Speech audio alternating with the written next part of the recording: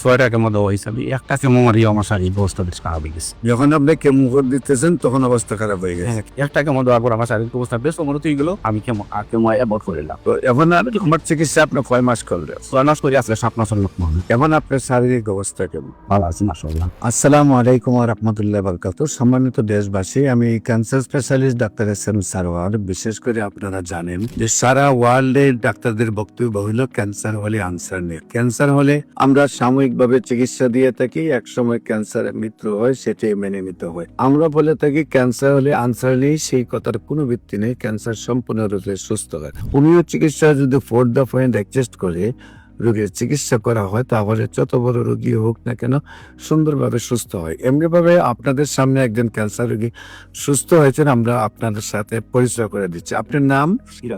সিরাজউদ্দিন। আপনার পিতার নাম? মৃত মোখলেস আলী। মায়ের নাম?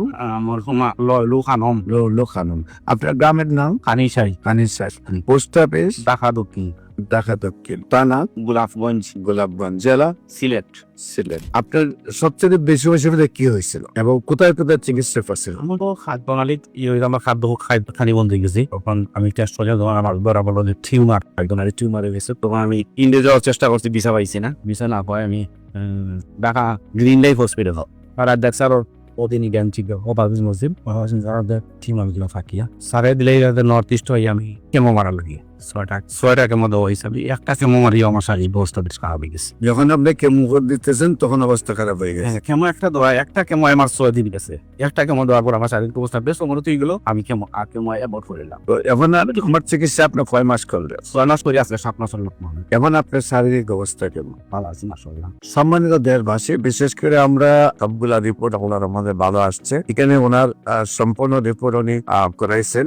আল্লাহর অশেষ রহমতে রিপোর্টে কোনো আর ক্যান্সার কোনো জাম নাই। উনি অ্যালোপ্যাথিক চিকিৎসা করে অসুস্থ হয়ে গিয়েছিলেন। তারপরও আল্লাহর অশেষ রহমতে আমরা চিকিৎসা করার পরে কেমো দেওয়ার পরে অসুস্থ হয়ে যাওয়ার পরে আমরা চিকিৎসা করেছি, সুস্থ হয়েছেন। বিশেষ করে আমরা বলে থাকবো ক্যান্সার হলে আনসার নেই, এই কথার কোনো ভিত্তি নেই। ক্যান্সার সম্পূর্ণরূপে সুস্থ হয়, মানে যে কোনো সময় আমাদের অফিস ভিজিট করার জন্য আমন্ত্রণ জানিয়ে শেষ করছি। সবাইকে ধন্যবাদ। আসসালামু আলাইকুম ওয়া রাহমাতুল্লাহি ওয়া বারাকাতুহু।